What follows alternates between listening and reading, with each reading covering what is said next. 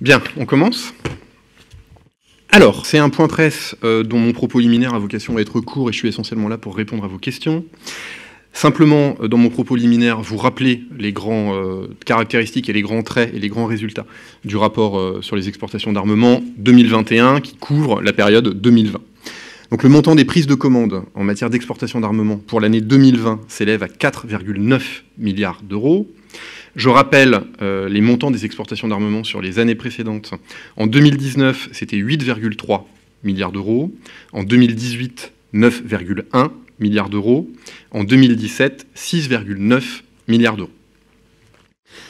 Pour une large part, ces 4,9 milliards d'euros, ils proviennent de contrats petits ou moyens, c'est-à-dire inférieurs à 200 millions d'euros. Il n'y a pas de grands contrats d'armement sur cette année 2020. Donc typiquement, il s'agit de maintien en conditions opérationnelles, de formation, d'upgrade d'équipements existants ou de matériel plus modeste, par exemple, issu de PME. En termes géographiques, vous aurez noté que la zone Europe représente 25% de nos exportations d'armement, 15% pour les pays de l'Union européenne et 10% pour les pays européens hors Union européenne. Le Royaume-Uni et la Grèce notamment figurent parmi nos 6 premiers clients. La zone Proche et Moyen-Orient vient ensuite en deuxième position avec 24% du montant de nos exportations d'armement. Puis la zone Asie-Océanie pour 22%. Et enfin l'Afrique pour 16%. Avec notamment le Maroc, qui est notre 3e client export en 2020. Le Maroc, Anne. Non, j'ai dit pour l'Afrique, pardon. J'ai dit zone Asie-Océanie, 22%, et ensuite la zone Afrique, 16%. Et au sein de la zone Afrique, le Maroc est un client important, puisque c'est le 3e cette année. Alors, les principaux clients, justement, en 2020, et je pourrais revenir sur les détails si vous le souhaitez. Premier client export de la France en 2020, l'Arabie Saoudite, pour 703 millions d'euros. Puis viennent les États-Unis pour 433 millions d'euros. Ensuite, le Maroc, donc, à la 3e place, pour 425 millions d'euros. Puis le Royaume-Uni, en 4e position, pour 290 millions d'euros. L'Inde, 5e position, 285 millions d'euros. Puis la Grèce, 6e position, 282 millions d'euros. Et je m'arrête au Sénégal, à la 7e position, avec 217 millions d'euros. Je prendrai vos questions éventuellement sur le détail ultérieurement. Donc quelques commentaires sur ces chiffres. D'abord, c'est une évidence, ces chiffres, ils sont en retrait. Ce n'était pas une surprise, on était en année de Covid. Qui dit Covid dit, du côté des fournisseurs, des difficultés pour élaborer des offres commerciales, pour aller sur place mener des négociations, pour tenir des salons d'armement qui, dans l'immense majorité des cas, n'ont pas pu se tenir à cause du Covid. Donc on voit bien que du côté fournisseur, c'était une situation complexe. Et ensuite, du côté des clients, du côté des États, eh bien, d'une part, il y avait la part d'incertitude associée à la crise Covid, et d'autre part, il pouvait aussi y avoir la volonté de réorienter des crédits pour l'année 2020, peut-être sur des politiques plus sanitaires, et de geler ou de retarder des projets d'acquisition d'armement. Donc ce retrait n'est pas une surprise pour le ministère des Armées. Bon, ceci étant, il faut quand même noter un certain nombre de points qui sont positifs pour le ministère des Armées. D'une part, la France reste le 3e exportateur mondial d'armement en 2020. C'est le rapport CIPRI qui fait autorité sur les montants de prise de commande dans le monde qui le dit. Nous sommes derrière les États-Unis et la Russie, et devant la Chine et l'Allemagne. Deuxième point positif, le nombre de licences qui a été émise, qui reste très élevé et qui reste en réalité dans la fourchette de ce qu'on observe chaque année. Cette année, en 2020, donc 4200 licences ont été accordées pour un montant total de l'ordre de 100 milliards d'euros. Donc c'est tout à fait cohérent avec ce qu'on observait d'habitude, et ça veut quand même dire que, malgré les difficultés que j'ai citées, il a persisté une dynamique commerciale et un intérêt des clients, même si les contrats n'ont pas pu se finaliser, il y a eu des discussions. Ensuite, et c'est peut-être le point le plus important, c'est que notre base industrielle et technologique de défense, elle a continué à travailler. La ministre Florence Parly s'est rendue sur à peu près tous les sites industriels, en tout cas sur au moins un site industriel de chaque grand industriel d'armement, sur de nombreux sites industriels de PME, on a constaté que les gens étaient au travail, que les lignes de production n'étaient pas à l'arrêt, que les bureaux d'études continuaient à travailler de manière différente peut-être, avec des horaires décalés, parfois avec des cadences ralenties, mais que ça continuait à travailler, il n'y a pas eu de rupture. Et c'était très important parce que cette base industrielle, elle représente évidemment une part de souveraineté de la France et elle n'a pas le droit de s'arrêter quelque part. Donc vraiment, Florence Parly remercie les ingénieurs, les techniciens, les ouvriers, les opérationnels, les personnels civils, les personnels militaires, les industriels qui se sont mobilisés pour que notre chaîne industrielle continue à fonctionner. Et ce que dit aussi cette crise Covid, c'est que l'industrie de défense, c'est fondamentalement une industrie de cycle long et de temps long. Il faut parfois 10 ans, 15 ans, 20 ans pour développer un avion de combat. Cet avion de combat, il va vivre, ou il va être produit pendant 20 ans ou 30 ans. Ensuite, il va lui-même avoir une durée de vie qui peut être de 30 ans ou de 40 ans. Donc on est sur des contrats qui sont d'une grande durée. Et quand bien même il y a, et c'était le cas, un coup de Trafalgar sur l'économie mondiale, quelque part, on a, comme on dit dans la marine, une inertie qui fait que le paquebot, et c'est positif dans ma bouche, industrie de défense, continue à avancer, même s'il y a des accros au plan de l'économie mondiale, et clairement c'était le cas en 2020. Ensuite, le deuxième commentaire, c'est que l'Europe reste la première destination de nos exportations d'armement. Donc on confirme la tendance très lourde qui a été installée par Florence Parly depuis 2017. L'Europe est clairement la zone prioritaire de nos exportations d'armement. Et c'est tout à fait nous. Je rappelle les chiffres des années précédentes. En 2017, les chiffres 2017, 10% des exportations d'armement se faisaient vers l'Europe. Et avant 2017, c'était au maximum 15%, mais ça n'avait jamais excédé ce seuil. En 2018, ce sont 25% de nos exportations qui étaient pour l'Europe. Et en 2019, donc dans le cadre du rapport 2020, mais qui traite des chiffres de l'année antérieure, donc les chiffres 2019, c'était 47% de nos exportations qui étaient allées à l'Europe, avec notamment, vous vous en souvenez, des contrats emblématiques, les chasseurs de mines pour la Belgique, 26 hélicoptères de combat pour la Hongrie et 2 satellites de télécommunication pour l'Espagne. Donc cette année, nous sommes à 25%, ce qui est une excellente performance, qui confirme que l'Europe est un socle absolument prépondérant de nos exportations d'armement. Et c'est pas anodin, c'est la deuxième fois dans l'histoire que la France vend autant d'armes à l'Europe. Ce chiffre de 25%, c'est la deuxième fois seulement qu'il est atteint, si j'accepte l'année exceptionnelle qui était l'année 2019. Et par ailleurs, pour l'avenir, les choses sont plutôt bien amorcées pour l'Europe avec les bonnes nouvelles sur la Croatie et sur la Grèce. Donc j'y viens maintenant, les perspectives 2021. Je rappelle que sont déjà engrangés, ou quasiment engrangés, 3 projets majeurs impliquant le Rafale, en Grèce pour 2,5 milliards d'euros, en Égypte pour 4 milliards d'euros, et en Croatie pour 1 milliard d'euros. Donc ces 3 contrats absolument structurants représentent déjà un socle de 7,5 milliards d'euros pour l'année 2021. Alors, je mets un caveat à ce que je dis, il faut que l'entièreté de ces contrats entre en vigueur, finissent d'être négociés par exemple pour la Croatie, puis entre en vigueur pour l'Égypte, ce n'est pas encore le cas. Côté Grèce, ça c'est d'ores et déjà dans le carnet, je dirais. Mais si les choses se poursuivent comme nous l'escomptons, il y aura ce socle de 7,5 milliards d'euros à ce stade sur le Rafale pour l'année 2021. À ces 3 projets majeurs, il faut rajouter ce qu'on constate tous les ans depuis des années et des années, c'est un peu ce que je vous ai décrit tout à l'heure, c'est-à-dire un socle de 3 à 4 milliards d'euros composé de petits et de moyens contrats, des affaires à moins de 200 millions d'euros. Donc ça, c'est quelque chose qui est très stable dans le temps, c'est, je dirais, c'est heuristique, mais on le constate. Il y a tous les ans entre 3 et 4 milliards d'euros de contrats, de MCO, de fournitures de petites pièces, etc. Donc raisonnablement, on peut espérer que ce même socle se reproduira sur l'année 2021. Donc voilà, je suis d'une prudence de sioux sur ces questions d'exportation d'armement, mais raisonnablement, on pourrait espérer que à l'année 2021, on aurait au moins 10 milliards d'euros de prise de commande en matière de vente d'armes. Je dis au moins parce qu'on attend, d'autres bonnes nouvelles pour l'année 2021. Voilà, je voudrais terminer mon propos sur les questions de contrôle et de licence, parce que c'est un versant important des ventes d'armes. Je vous rappelle que les ventes d'armes sont prohibées en France, prohibées vers l'export. C'est une disposition du Code de la Défense, donc c'est la loi, si vous voulez. Les ventes d'armes sont interdites sauf autorisation expresse, donnée par le Premier ministre après une instruction interministérielle qui se cristallise au sein d'une réunion dont vous connaissez l'acronyme difficile, qui est la CIEMG, la Commission interministérielle pour l'étude de l'exportation des matériels de guerre. Simplement pour vous dire que en 2020, donc on a étudié 4200, on a accordé 4200 licences. Il y en a à peu près 5000 qui sont... Pardon, excusez-moi, je reprends, 4200 examinés en 2020. C'est dans la fourchette des 4 à 5000 qu'on examine chaque année. Le délai de traitement de ces licences, il est de l'ordre de 50 jours, il est inférieur à 50 jours même.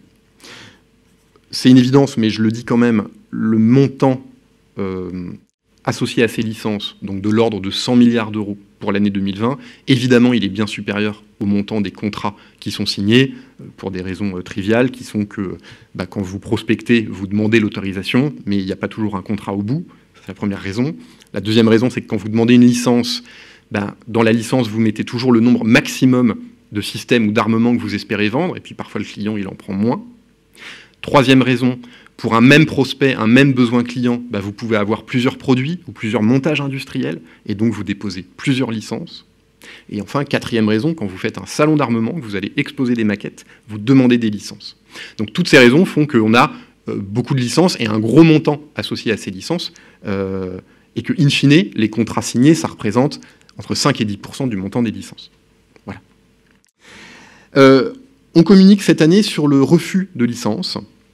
Alors, quand on prend un refus, on remonte cette décision de refus et on explique pourquoi on a pris un refus à une instance du Conseil de l'Union européenne qui s'appelle le COARM, qui est le groupe de travail du Conseil de l'Union européenne spécialisé dans les exportations d'armement. Et donc, pour l'année 2020, il y a 19 refus de licence qui sont remontés à cette instance.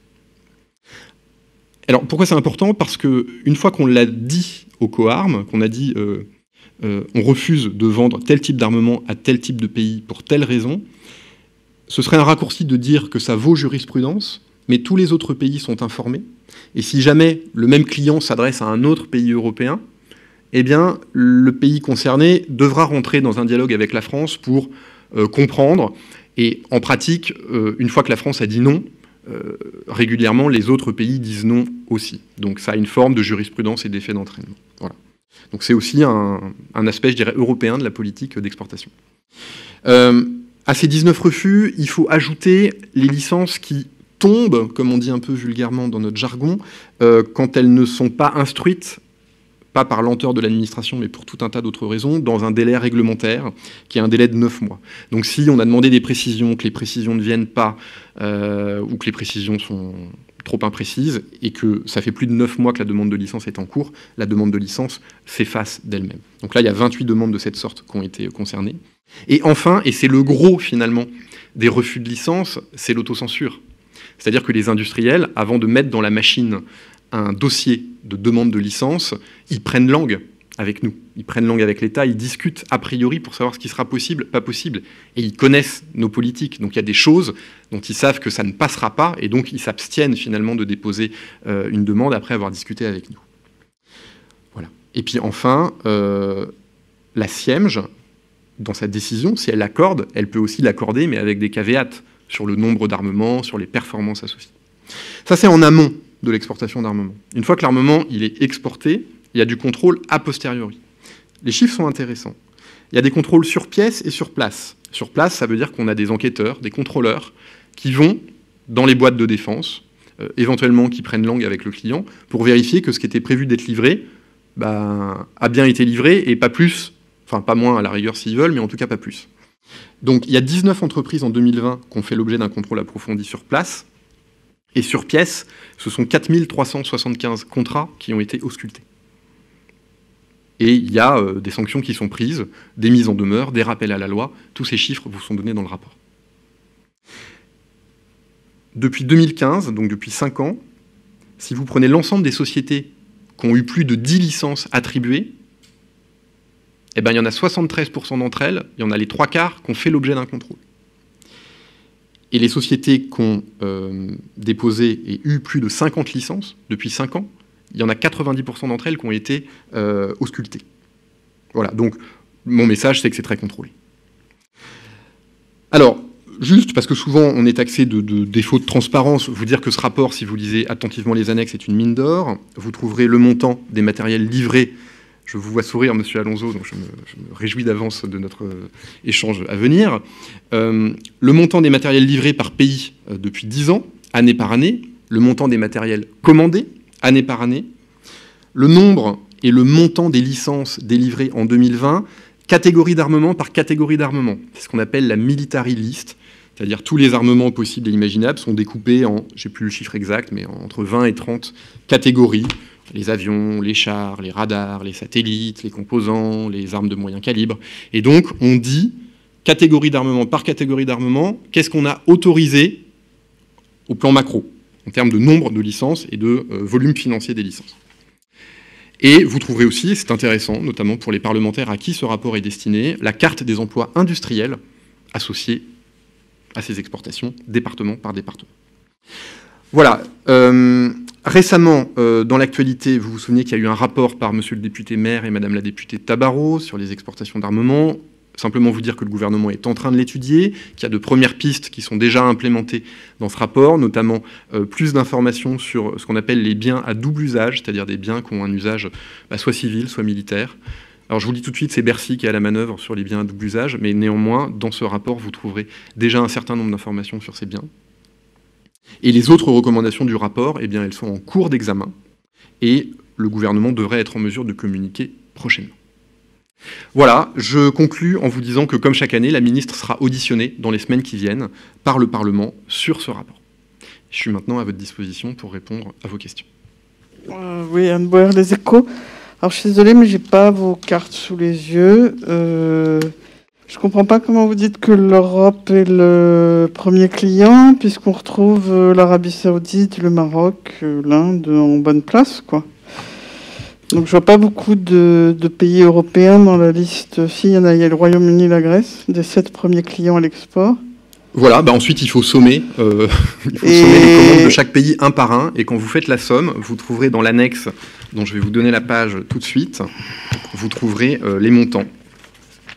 Donc je vous invite... Donc ça c'est quoi? C'est ce qui a été commandé ou livré? Commandé, Anne. Commandé, d'accord. Alors, comment se fait-il que l'Arabie Saoudite nous ait commandé plein de choses cette année? Alors, l'Arabie Saoudite, effectivement, a commandé pour un peu plus de 700 millions d'euros d'équipements, ce qui en fait le premier client de la France pour l'année 2020.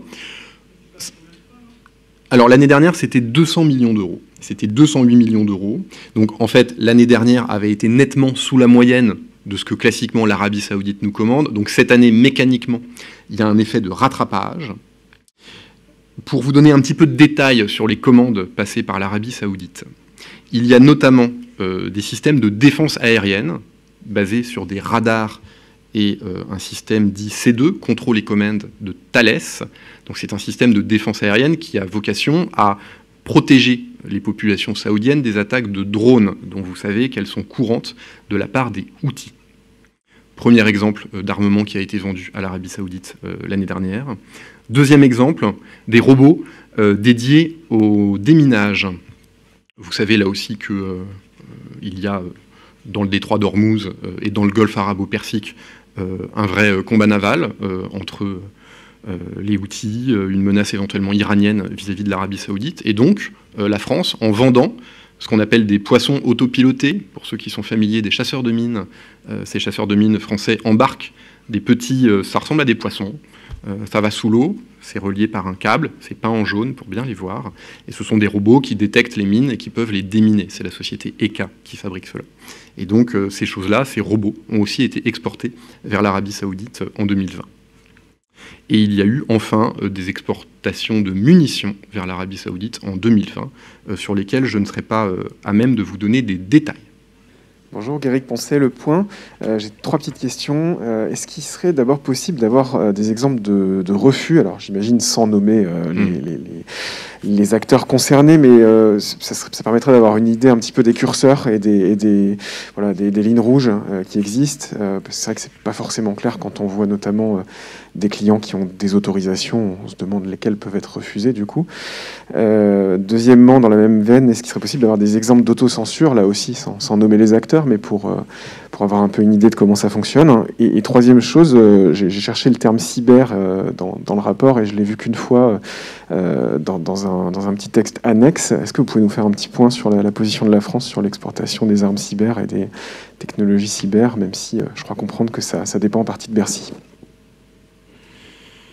Alors, sur les exemples de refus, alors, il y a normalement un certain nombre d'études de cas qui sont présentées dans le rapport, et sans que ces études de cas mènent nécessairement à un refus, elles permettent de mettre en exergue ce qu'on regarde particulièrement quand on instruit une demande de licence. Donc, vous le savez, dans une commission interministérielle, une SIEMG, il y a, outre le secrétaire général pour la défense et la sécurité nationale, rattaché au Premier ministre, essentiellement 3 ministères, le ministère des Armées, le ministère de l'économie et des Finances et le ministère des Affaires étrangères.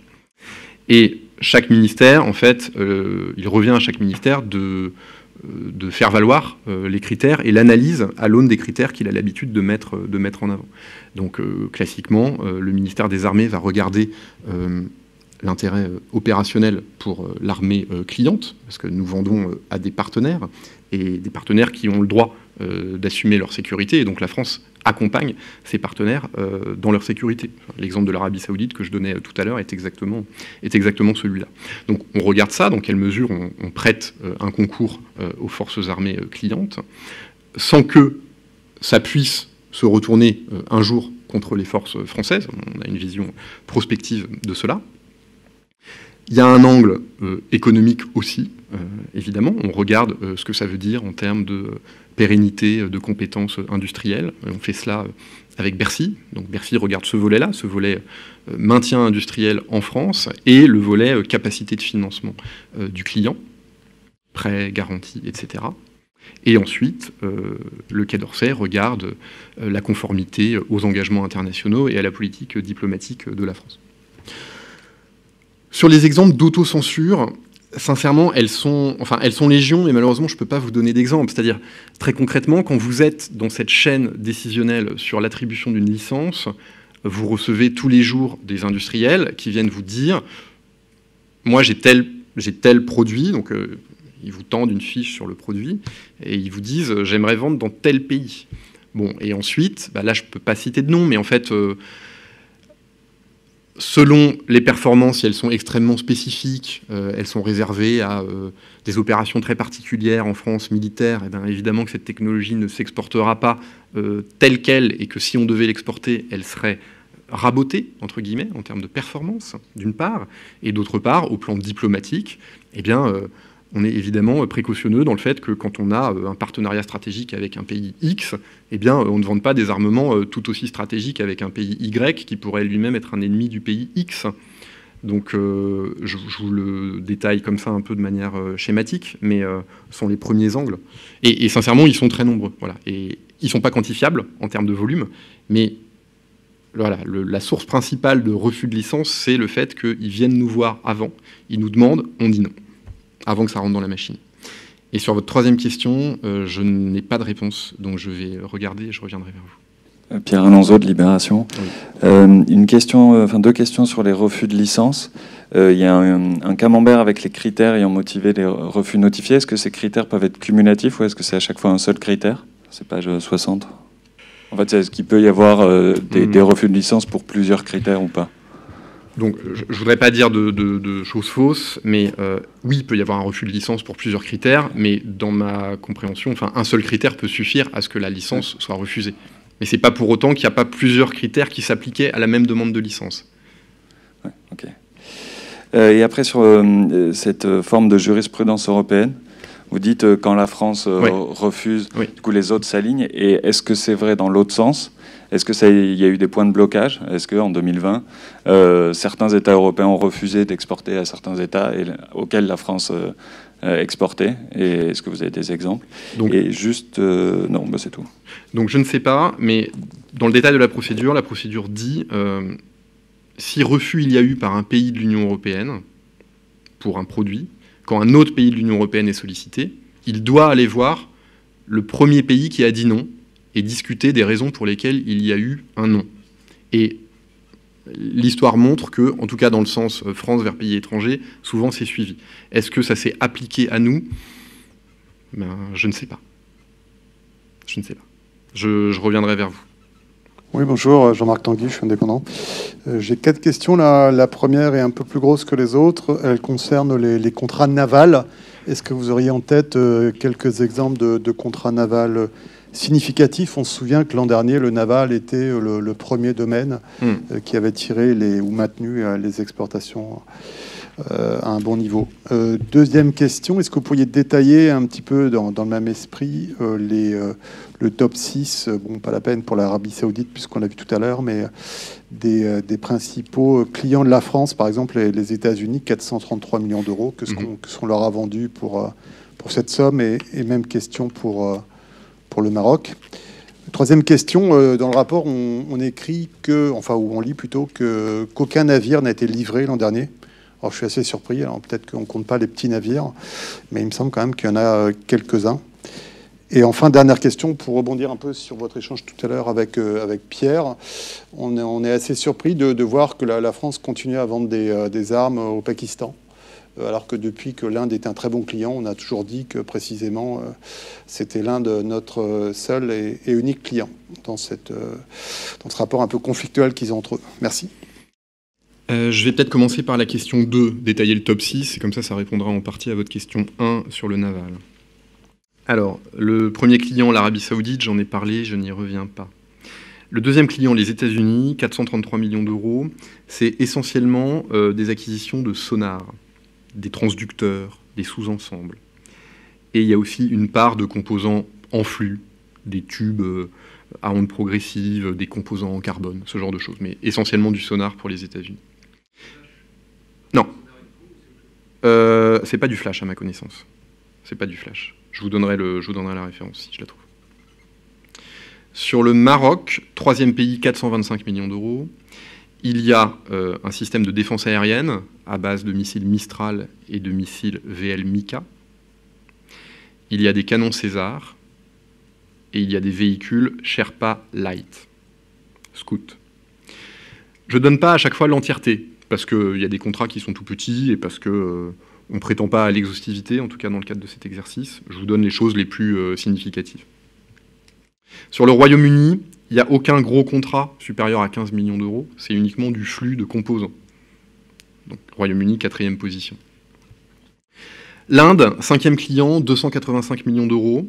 Alors là, on trouve un sonar flash, enfin du sonar flash, il n'y en a sans doute pas qu'un. On trouve des A2SM, donc des armements Safran, des bombes guidées. Et on trouve un flux très significatif de MCO aéronautique, et notamment des pièces de rechange pour les moteurs du Mirage 2000 en Inde. La Grèce, c'est aussi du MCO aéronautique pour les Mirage 2000 et les moteurs. Donc j'ai cité quelques contrats navals, et sur votre première question, je rajouterai pour le Sénégal la prise de commande par l'entreprise Piriou de patrouilleurs. Donc les 217 millions d'euros de prise de commande vis-à-vis du Sénégal proviennent d'une vente de patrouilleurs par l'entreprise Piriou.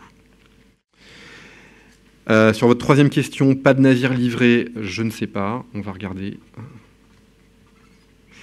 Et sur la quatrième question, il y a quand même une exigence que la France s'applique, et il faut prendre ça sous toute nuance, mais c'est que la France est un fournisseur sérieux et crédible et qui s'inscrit dans le long terme. Donc quand un équipement a pu être livré, un gros équipement, et qu'il nécessite pour fonctionner du maintien en conditions opérationnelles, on peut étudier favorablement le fait de donner une licence pour que le pays qui a été client puisse continuer à faire fonctionner ce matériel. Autre question, peut-être en audio ? Pascal Samama, BFM. Une question sur la pénurie des semi-conducteurs. Est-ce que ça pourrait affecter en 2021 le secteur de l'armement comme ça affecte les autres secteurs industriels ? Je ne sais pas. Je ne pense pas.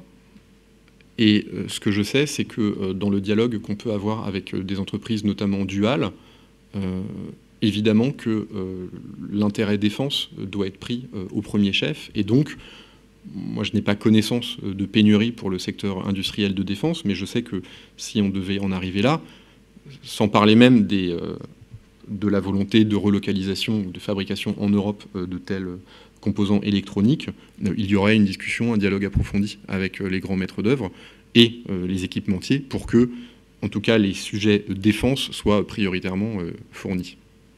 Madame Bauer. Oui, en 2019 ou 2018, je ne sais plus, il y avait beaucoup de conflits franco-allemands sur les exportations. Il y a eu un accord. Est-ce qu'il a porté ses fruits d'une certaine façon? Est-ce qu'il y a eu des discussions? Est-ce que les blocages allemands, notamment vis-à-vis de l'Arabie saoudite, se poursuivent? Donc effectivement, il y a eu cet accord avec l'Allemagne sur les exportations d'armement qui était indispensable pour pouvoir avancer dans de bonnes conditions sur les programmes bilatéraux ou multilatéraux avec l'Allemagne. Donc en gros, ces accords disent deux choses. Disent d'une part, si on fabrique, si on développe un armement avec l'Allemagne, eh bien, sauf motif impérieux de sécurité nationale, on ne se bloque pas l'un l'autre dans nos exportations. Donc ça, c'est un principe qui s'applique demain au SCAF, par exemple, ou au MGCS. Et le deuxième principe de cet accord franco-allemand était le principe dit de minimis, qui dit si, dans un équipement français, il y a moins de 20% d'équipement allemand en valeur, eh bien, l'Allemagne dit oui a priori, sauf motif de sécurité impérieuse et discussion et escalation, comme on dit, des discussions entre les deux pays. Mais dans l'esprit, ça veut dire un accord a priori. Donc cet accord, il est implémenté, il fonctionne. Je n'ai pas de remontée de difficultés, de mauvaise grâce des uns et des autres pour bien faire fonctionner cet accord. Je crois que sur la partie des minimis notamment, ça fonctionne très bien. Et je n'ai pas connaissance sur l'Arabie saoudite de blocage dans la période récente. Des minimis. L'année dernière en Arabie saoudite? Non, je pense que c'est décorrélé. La règle des minimis, elle permet de fluidifier, d'aller plus vite, de faire en sorte que les procédures soient plus rapides, mais elle n'est pas là pour comment dire, donner un surplus d'intérêt à un produit français vis-à-vis d'un client quel qu'il soit. Madame Guillermin, oui, bonjour. Pardon, excusez-moi. Oui, bonjour. Vous m'entendez? Très bien, madame, bonjour. Bonjour. La question que je voulais poser était posée par Anne Bauer sur le franco-allemand, mais je voudrais la poursuivre. Je me demandais si le dispositif de coarme européen que vous avez cité allait dans le sens justement d'un apaisement sur ce point des exportations d'armement. Le fait que la France fasse remonter ce qu'elle fait et que tous les pays puissent partager l'information et qu'il y ait ce système un peu de réciprocité dans les exportations. Est-ce que c'est un système qui doit s'amplifier selon vous et qui est de nature à apaiser justement ce point avec l'Allemagne notamment? C'était ma première question. Et la deuxième, je voudrais savoir si vous avez établi dans votre rapport, que je n'ai pas encore feuilleté, un classement des industriels qui exportent le plus, les industriels français qui sont les plus exportateurs, le top 3 ou top 5 des grands exportateurs français. Le CIPRI le fait à l'échelle internationale. Est-ce que vous le faites au niveau français? Merci.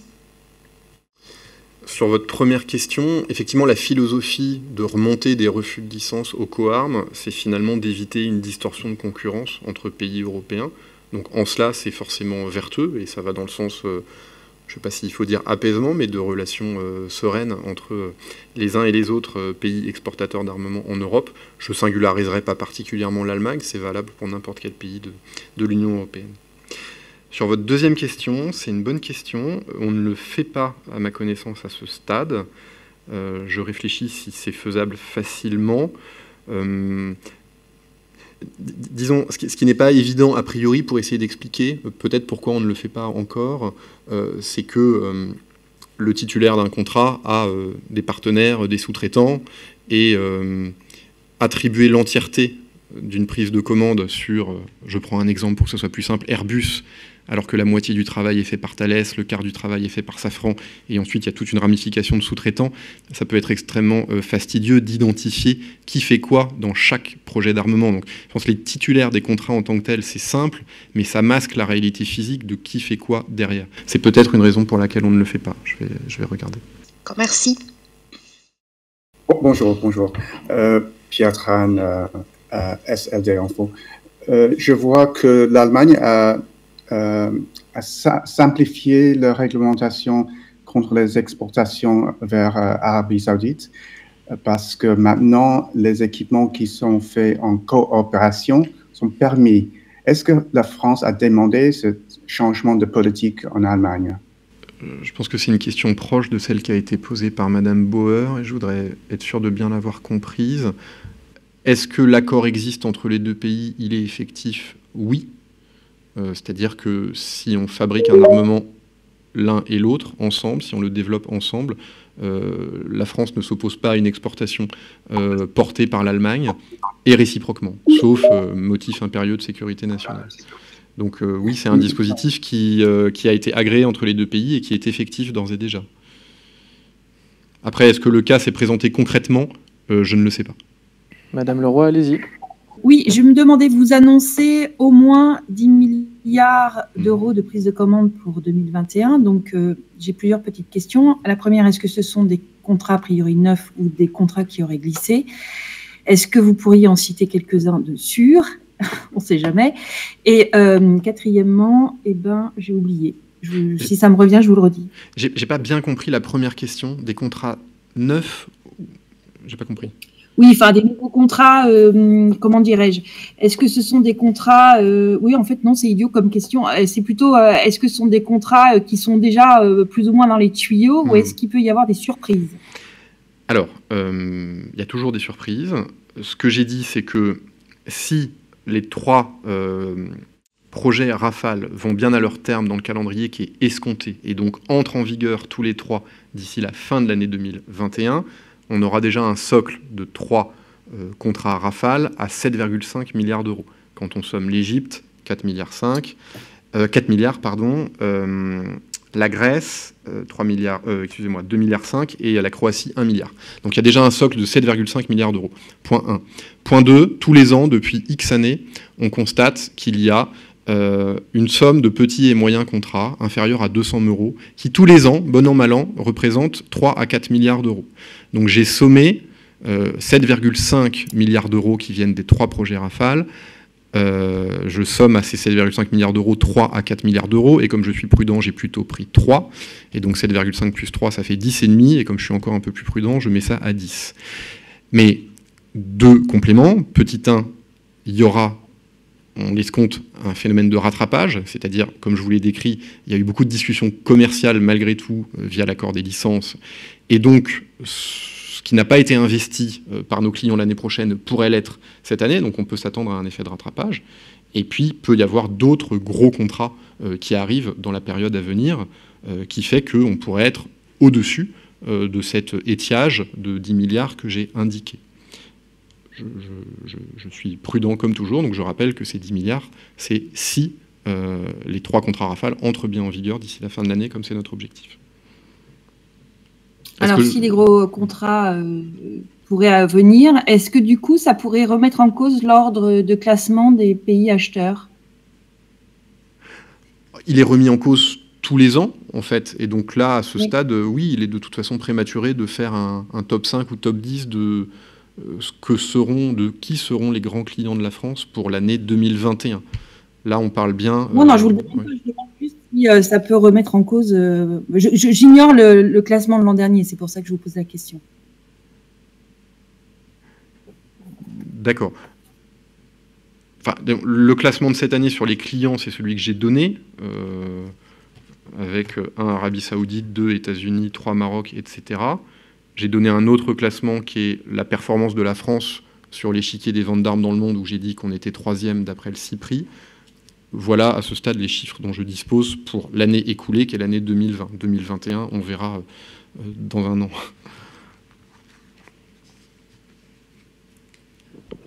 Est-ce que je réponds à vos questions, Madame Leroy? Oui, oui, tout à fait, merci. Ok. Alors, Madame Bauer? Oui, j'ai pas bien compris l'histoire des licences.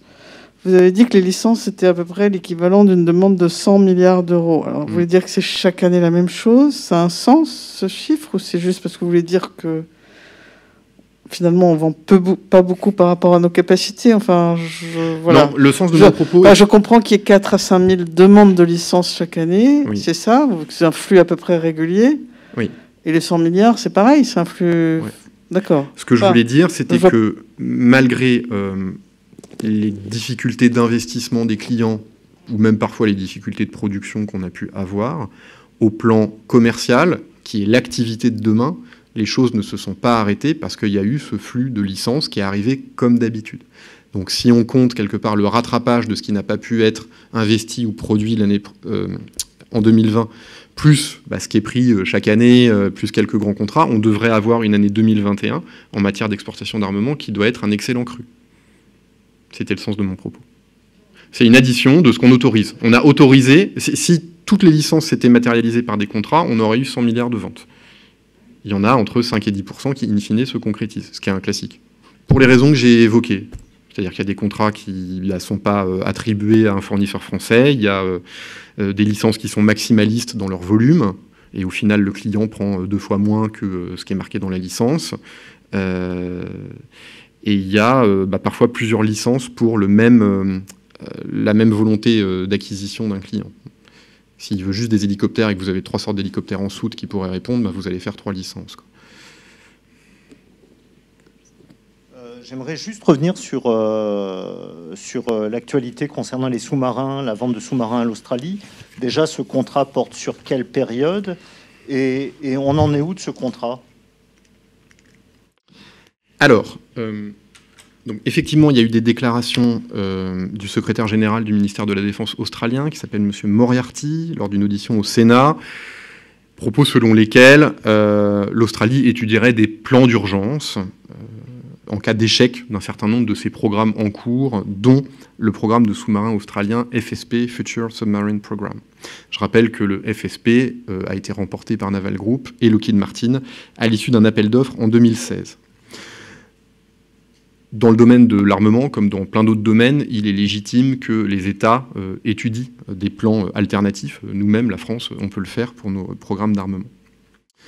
Quand il y a des événements graves qui pourraient survenir et remettre en cause la bonne exécution du contrat. On considère que le programme FSP n'est absolument pas dans ce type de situation.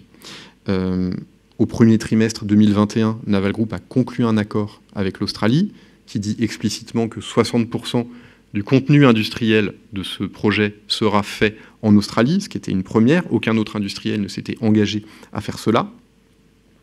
Et que ce soit l'État, la ministre elle-même, la DGA, évidemment Naval Group, on est très mobilisés pour répondre aux demandes du client. Donc, ce que je peux vous dire, c'est que nous, on est très déterminés à contractualiser la phase suivante. Le terme est un peu barbare, il s'appelle Core Work Scope 2, et en gros, ça consiste à achever la phase de basic design. Quand vous dessinez un sous-marin, il y a plusieurs étapes. La première étape, c'est de faire un design un peu grossier, entre guillemets, un peu basique, avant d'aller dans l'architecture très détaillée. Donc là, on est sur la fin de cette première tranche du basic design, et donc pour finir cette première tranche, il faut contractualiser un contrat dont je vous ai cité le nom, qui est un peu compliqué. Simplement vous dire aussi que le projet FSP, c'est certes un projet industriel, c'est aussi un projet politique. Le président de la République, il a présenté une stratégie Indo-Pacifique en 2018. On entretient des relations étroites à tous les plans avec l'Australie. Et donc, le projet FSP s'inscrit dans la relation Indo-Pacifique que le président veut avoir avec l'Australie. Donc, écoutez, en synthèse, on travaille dur pour satisfaire les demandes du client, et qu'on est serein et déterminé sur le fait de faire aboutir et de passer les étapes de ce projet. Voilà ce que je pouvais vous dire. Non, mais ça fait plaisir de vous voir. Voilà, faut pas que je vienne pour rien. Hein. Question sur la Turquie. Est-ce qu'on a bloqué des contrats en cours qu'on avait avec la Turquie? Comment ça se passe quand c'est avec un pays qui normalement est un allié. Je vous invite à vous tourner vers cette même annexe qui indique le détail des matériels commandés ou livrés.